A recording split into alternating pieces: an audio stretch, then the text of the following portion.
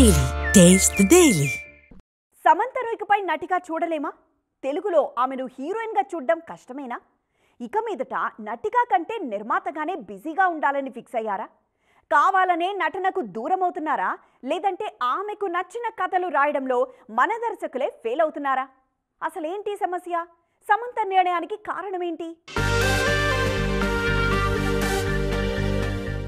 ఒకప్పుడు ఏడాదికి కనీసం 2-3 సినిమాలు చేస్తూ వచ్చిన సమంత 2 ఏళ్లుగా అస్సలు తెలుగు ఇండస్ట్రీ వైపు చూడట్లేదు. ఇంకా చెప్పాలంటే ఏ ఇండస్ట్రీలోనూ నటించట్లేదు శామ్.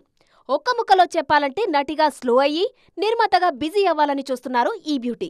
ఈ క్రమంలోనే తెలుగులో శుభం సినిమాతో నిర్మాతగా మారారు. సినిమాల కంటే వెబ్ సిరీస్ల వైపు ఎక్కువగా అడుగులేస్తున్నారు సమంత. హిందీలో రక్త్ బ్రహ్మాండ్ సిరీస్ చేస్తున్నారిప్పుడు. దీని తర్వాత మరో సిరీస్ కూడా లైన్లో ఉంది. మరోవైపు నిర్మాతగానూ కథలు వింటున్నారు. ఈ నేపథ్యంలోనే తెలుగులో మరో సినిమా నిర్మించేందుకు సిద్ధమవుతున్నారు.